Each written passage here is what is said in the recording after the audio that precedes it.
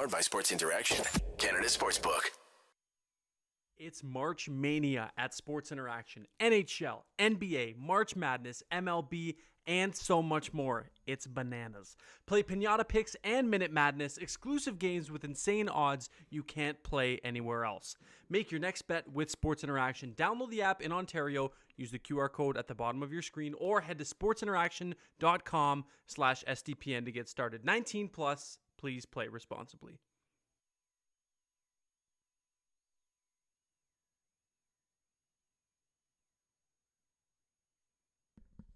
I'm still on mute. Amateur hour over here. But we're going to do a quick little exercise before we get too far ahead of ourselves here. If you're watching, if you're Rachel Doerrie, who's our guest today. Hello, Rachel, by the way. How are you? Hello, I'm good. I have my freezy. Your victory freezy. We're doing well. Good. But we're going to do an exercise. If you're watching the stream, I want everybody to find your pulse and just slowly, because if your pulse is anything like mine right now, it's through the goddamn ceiling. I didn't wear my Apple Watch for a reason, because I didn't need technology to tell me that I'm unhealthy watching the Calgary Flames. But I know damn well it's not a healthy habit. It's not a healthy trait to have watching this hockey team. But collectively, let's find our pulse. Take a deep breath in. Hold it. And then slowly out. I feel a little bit better. Do you feel better? I feel better. I know you have no horse in this race, but you feel a little better? I have gambling horses on this race. Hopefully at Sports Interaction. Yes, actually. Good.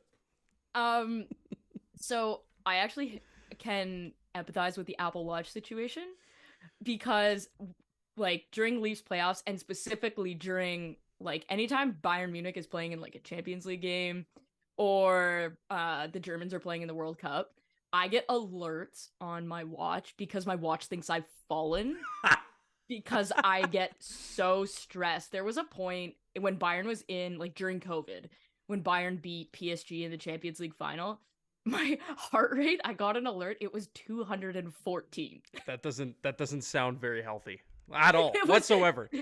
It was very not healthy. Quite the opposite. So Flames fans, I get this. Like I feel this. I'm sure Steve Dangle gets this. Oh, who's that guy? We've heard of that name before. I've never heard of that person. Never heard of that guy before. Is that the guy that they strapped a heart rate monitor on and did watch a playoff Leaf game with Steve Dangle last year? I feel and his heart monitor, like I remember texting him after being like, I think you might need to see a cardiologist. It was a wake up call, I think, for our good friend Steve. But welcome to everybody who did that exercise with us, and welcome to everybody who wanted to come on here and talk about the Calgary Flames. My name is Auddie James. This is Game Over Calgary on the heels of a Calgary Flames win, a big win over the Winnipeg Jets. Rachel, so you were supposed to come on earlier. We got to address the elephant in the room. You were supposed to come on earlier. You had some service provider / technical issues, which have since been ironed out. And then I said to you, okay, we'll reschedule. I have this game, and this game. Which one would you like? You said, give me the Winnipeg Jets game. When you asked for the Jets game, did you know damn well in the back of your head that this was going to be as crucial and as, like in terms of the playoff picture, as big of a game as it ended up becoming? So I didn't think it was going to be this big of a deal. But what I did know is I would have like a generator by then, which you need to power your house in power outages. But then I looked at the schedule and I was like, the Chicago game's not really going to matter. So no, thank you. And because I knew it was a back-to-back, I actually assumed that Vladar was going to be playing.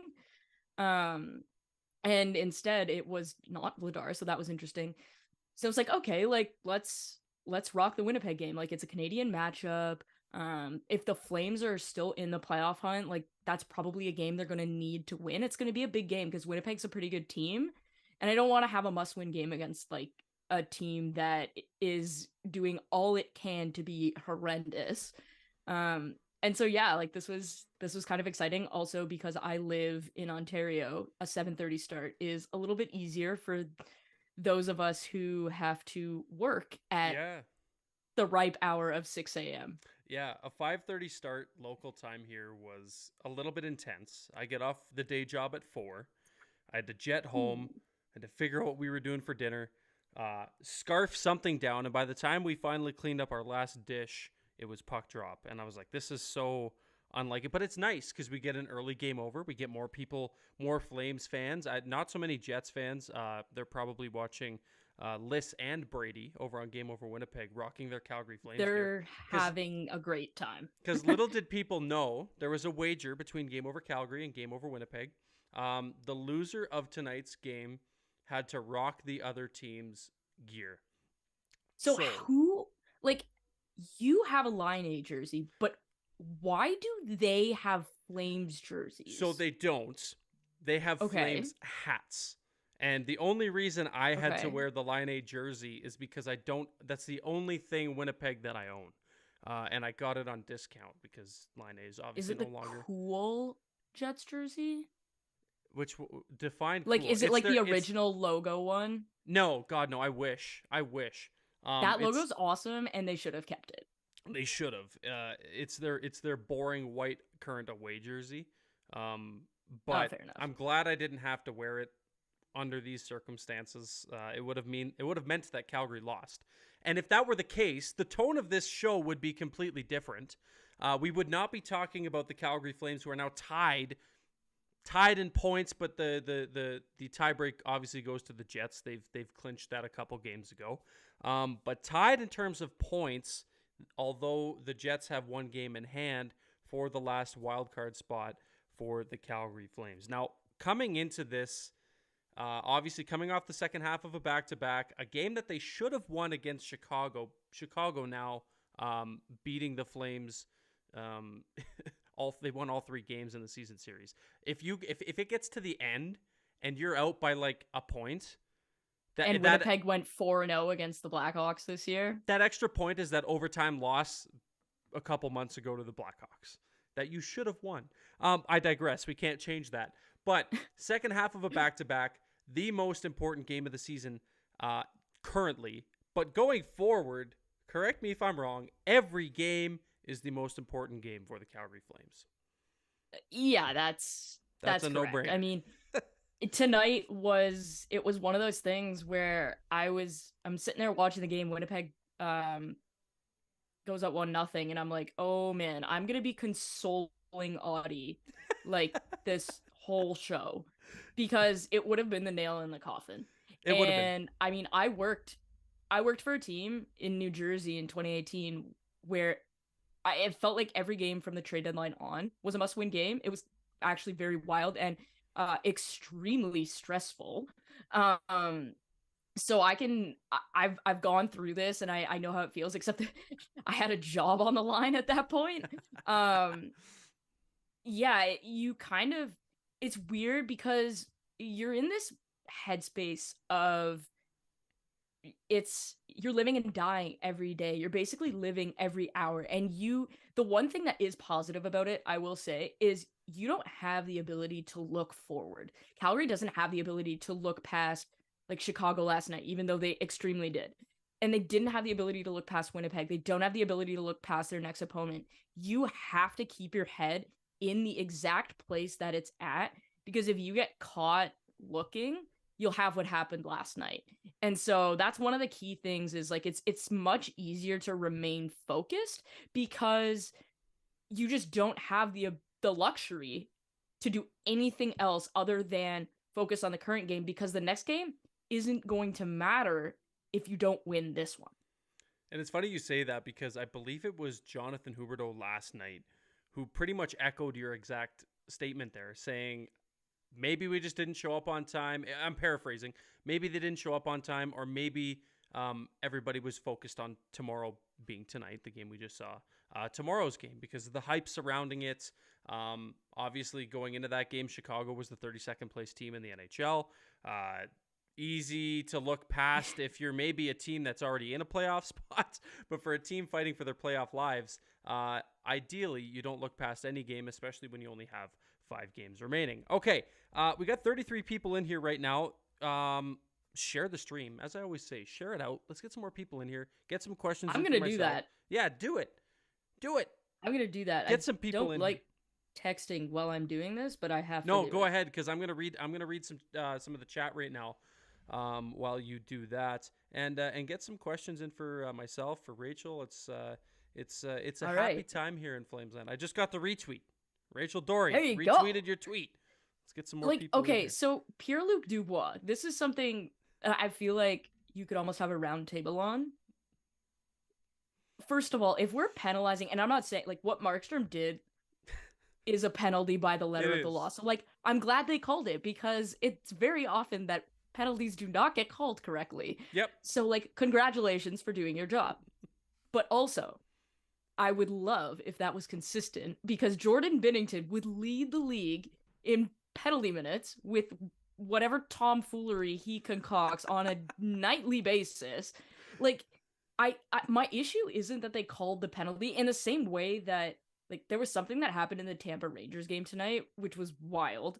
It was a lot of like fighting, generally speaking, but I don't have an issue with the fact that Pierre-Luc Dubois drew that penalty.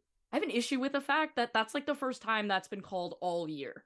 Yeah. So like you just and like you can't make that call when there are 11 people on the ice punching the crap out of each other. Like Yeah, you had to that get 11 in can't there because the be Flames drew the extra. yeah, like, too many that men in the just scrum. How many times have you heard that called before? yeah, but like okay, so here's the thing. Pierre-Luc Dubois, like how many times I feel like every time I've been on Game Over, we are talking about him doing something extremely crappy. Like he's just Don't say that to always Liz. involved in ridiculousness.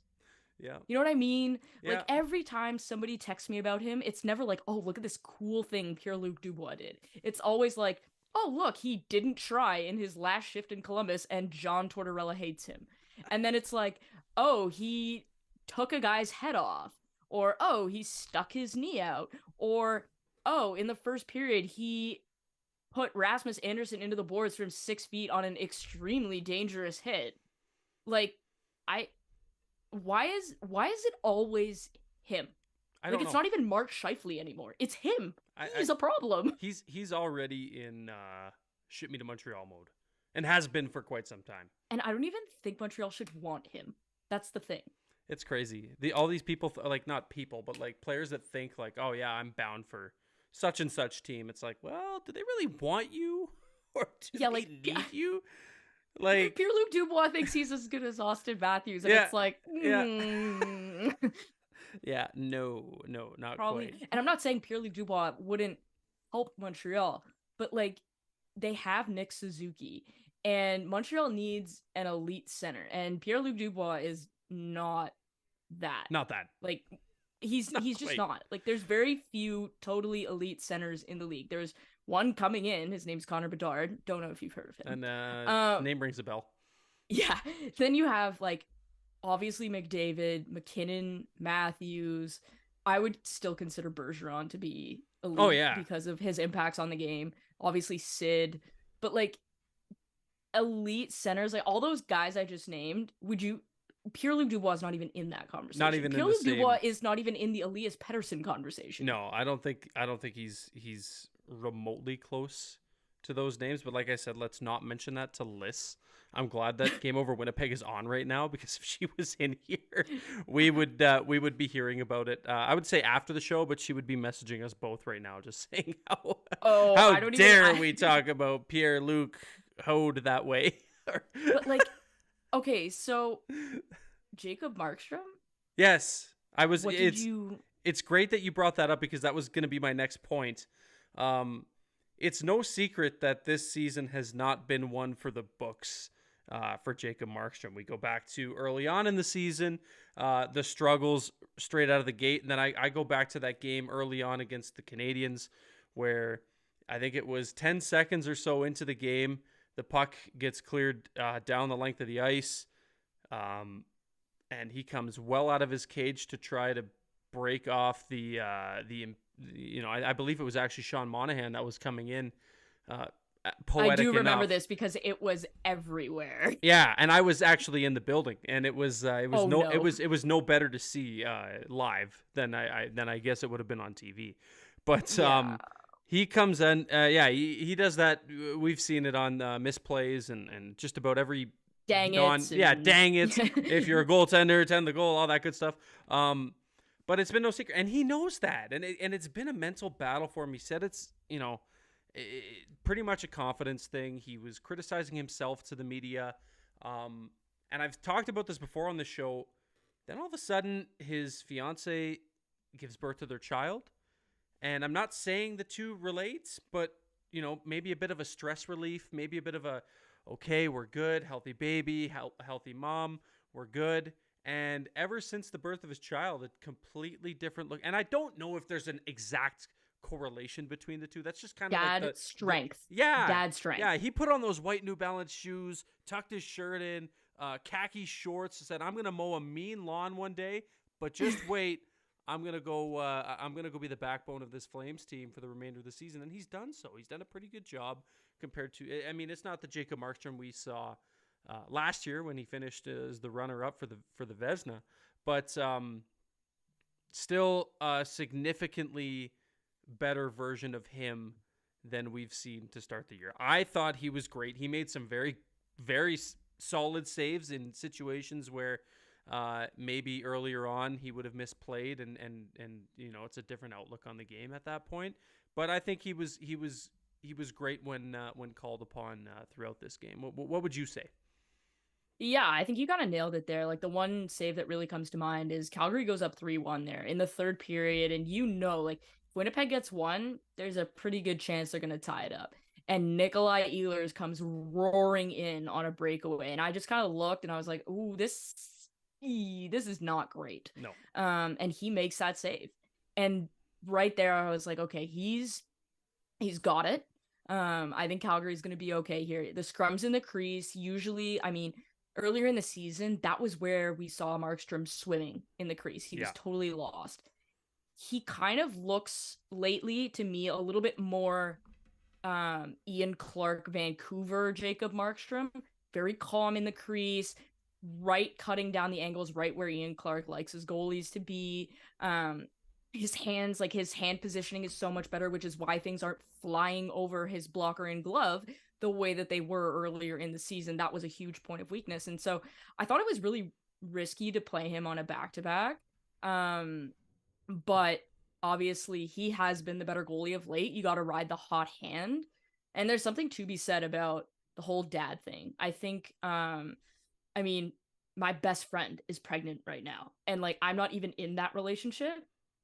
And I'm stressed because my best friend's pregnant. Yeah. So like I can only imagine you're an NHL hockey player. Like I know Luke Shen from when I was in Vancouver, and his wife was pregnant, and it's extremely stressful. You don't know if there's health complications behind the scenes. You don't know what stresses there are, and it's the type of relationship where Markstrom is traveling at least 50% of the time he plays in the West. So he's not even there to support his wife. That can be very stressful as well. Mm-hmm. And so I think that was maybe something that was a little bit underrepresented this season.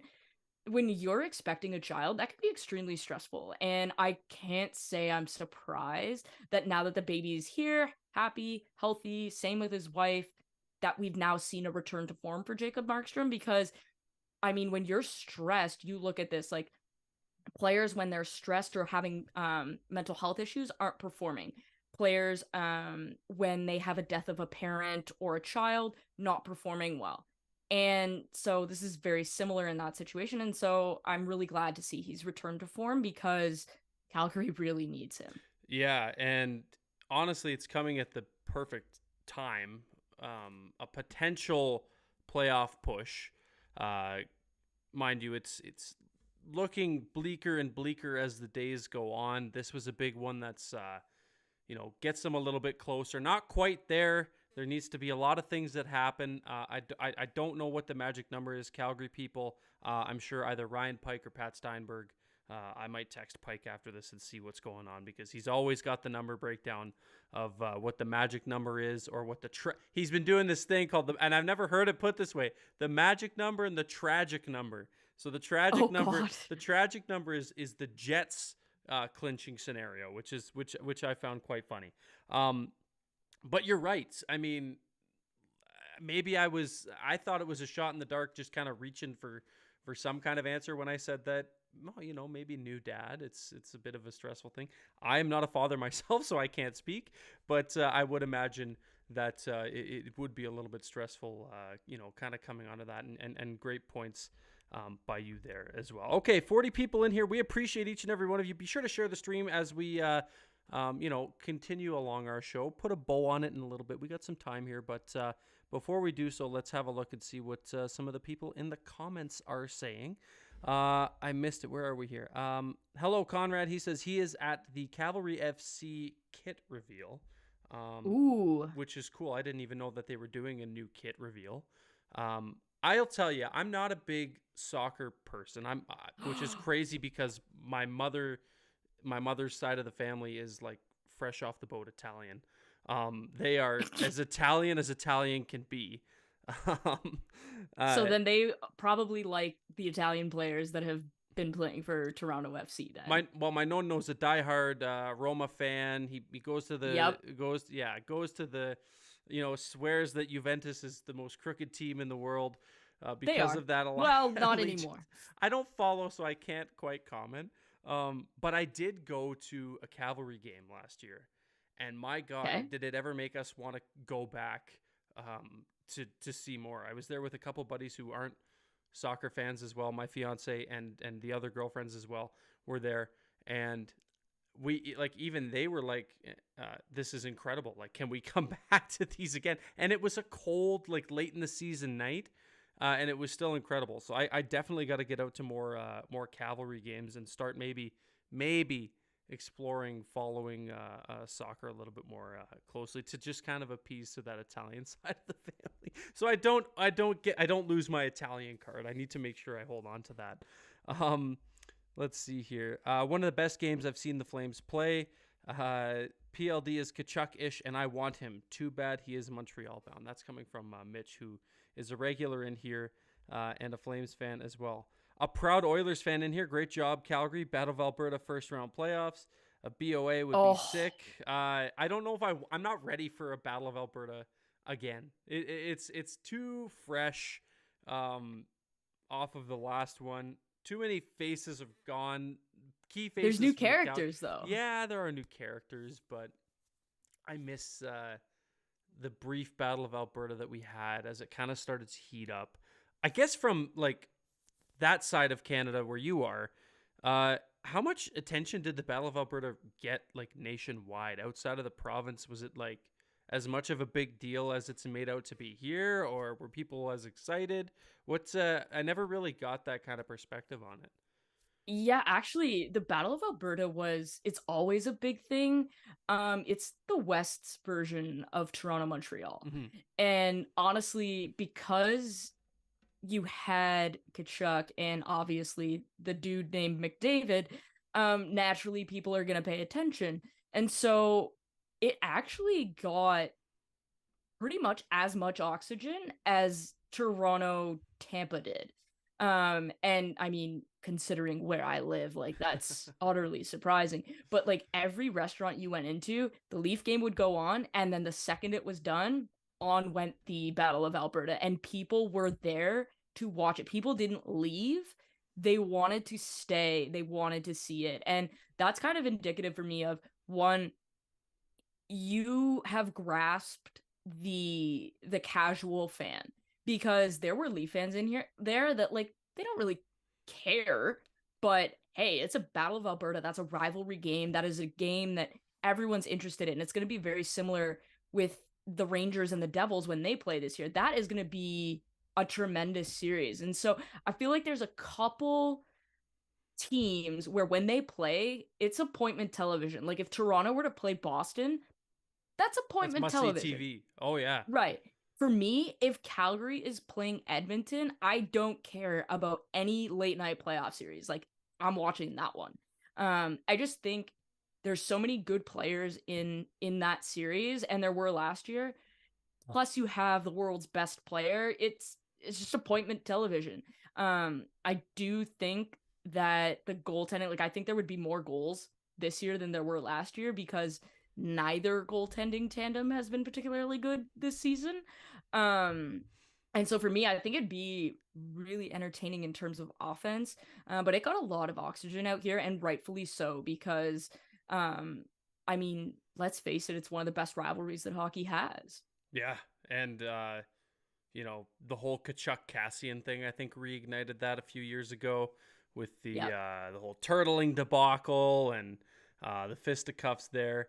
And then to see it in the playoffs was just like this city. I have never seen 17th Ave, the Red Mile.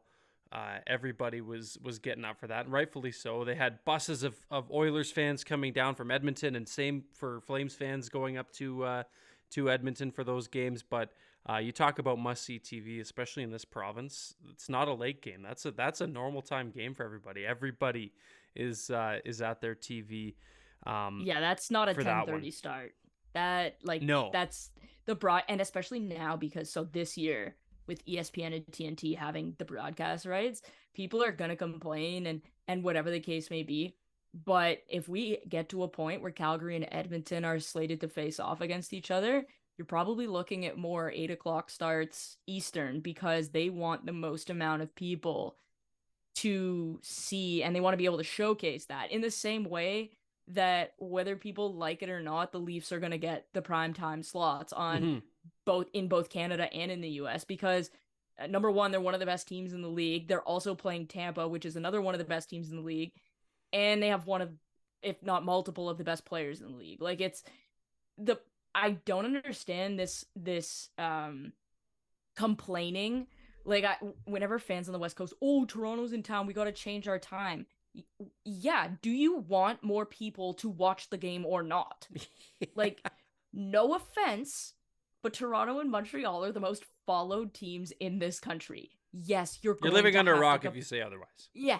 Yeah. Like you're going to have to capitulate to that.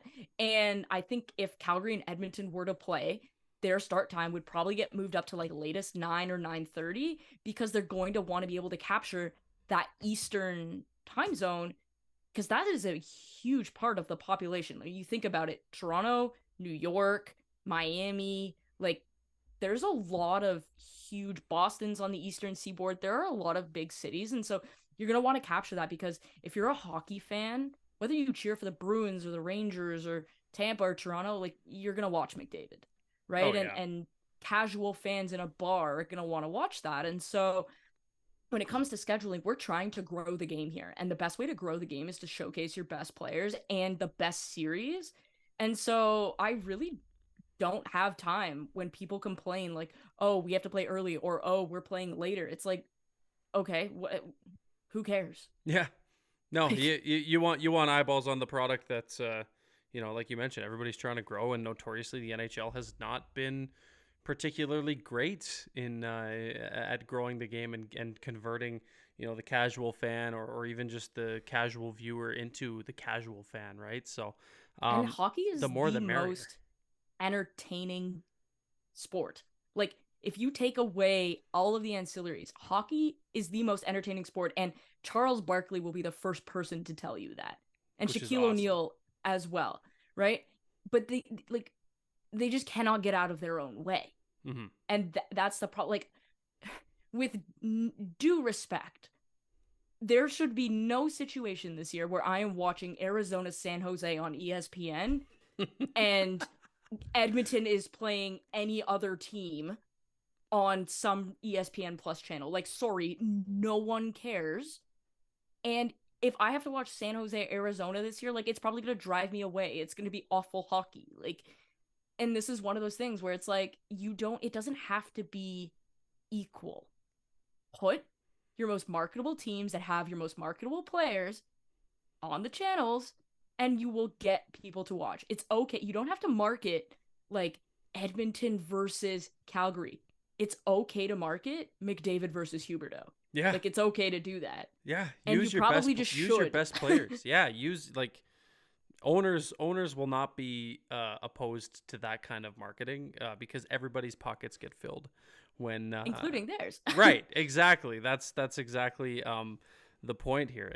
Anyways, we're gonna put a bow on today's episode of Game Over Calgary on the heels of a Calgary Flames 3-1 win. My name is Auddie James. She is Rachel Doerrie. Before we go, quickly, as quickly as you can, your thoughts. If the Flames squeak in, are they a force to be reckoned with? If the Flames squeak in and they play Vegas, yes. If the Flames squeak in and they play Colorado, I don't think anybody's stopping that one. No. History will quickly repeat itself. I believe it was 2019. The arrival of Cale Makar in that playoff series against the Flames. I don't think anybody is stopping that train if they're healthy. No. In the West. The West is awful this year. Yeah, it's so unlike the East. It's crazy, and the East is going to be awesome to watch. There's so many powerhouse teams in the East. The best 6 teams in the league are in the East. Yeah, and it's wild. It's going to be a sin to see some of these teams bow out in the first round because it's like, man, what could have been if it was a different format and we didn't have the East. But I'm all West. for Calgary getting in. I'm all for Canadian teams getting in. I think it would be fantastic just because of the atmospheres. Obviously, in the US, you want to grow the game, so you need those market teams. Like Nashville's such a fun place to be. I don't think they're going to get in, but I think it's going to be fantastic if Seattle gets in. Yep. Winnipeg's one of the best places in the NHL to watch a game. Those fans are absolutely unhinged. They're wild. The whiteout is crazy. Wild. I also really liked. I just wanted to mention, like, I loved how both Calgary and Winnipeg hosted their Pride nights, and I loved the comments from Anderson and Sutter and Kadri and some of the Jets players today. Like, I thought they did a really good job. They did great. And they are owed a tip of the cap. Absolutely. Yeah, we talked about it on the night that the Flames did theirs. I was hosting that show. Incredible job. The Jets, everybody wore those jerseys. They were great too. And the comments, I think, spoke louder than anything. It was nice to see the reassurance from everybody in the locker room. Rachel, this has been great. It's been a long time overdue. I'm glad that you had no technical issues and no service provider cuss-outs on prior to this one. But before we go, in case anybody lives under a rock, tell the people what you're up to, what you're doing over at all your writing endeavors and your show. And the floor is yours. Just shamelessly plug away. Oh gosh. Okay, so you can find me on Twitter at Rachel Doerrie. Auddie's tagged me in it, so just like right there. I host the Staffing Graph podcast, as well as the Hockey News Action Show. So one is like analytics. We did a big breakdown on the Jets. There's probably one coming on Calgary if you're interested. And then the Action Show is on the Hockey News, where we just do betting. And I kind of go through the analytics and the algorithm I've created to go through some player props, some game props, that kind of thing. And I write for the Hockey News, so you can find a column. I try and keep it to inside the game and leveraging that side of it to give you guys like a kind of peek behind the curtain. So that's where you can find me. It's and I'm on Game Over all the time. Puck Bucks. Oh, Come and on TikTok. Sorry, I keep forgetting that. I am Puck Bucks on TikTok. There you go. Even a comment. Conrad says, and your TikTok. You can't forget TikTok. Yeah, sorry guys. I explain like a bunch of weird nuanced stuff, like what an ATO is, how it works, how the cap works, how trades work. A lot of behind the scenes stuff. There'll be some skits coming soon. So yeah, you can follow me on Puck Bucks. Just don't look at the comment section because it gets really wild. Unhinged. Like somebody last night tried to tell me they were a higher religious authority than the Pope. So like that's kind of what we're yeah, that's something. That's something. Hey, this has been great. Thank you so much. We'll have to do it again. Hopefully, maybe in the playoffs for the Flames. If not, we'll have to reschedule. We'll see. You're on the train. You see, we all heard you say it. You want to see Calgary get in. This has been Game Over Calgary. Calgary Flames on the heels of a 3-1 win, a big one over the Winnipeg Jets. Your next game over will be Peter Klein on Saturday, Hockey Night in Canada against the Vancouver Canucks, which is going to be another big game. On behalf of myself, on behalf of my friend Rachel Doerrie, thank you for watching SDPN Sports Game Over Calgary. Thanks to our friends over at Sports Interaction, and we will talk to you guys on Saturday at the conclusion of Flames and Canucks. Be safe, be well, have a great night, and we'll talk to you guys later. Game over! Powered by Sports Interaction, Canada Sportsbook.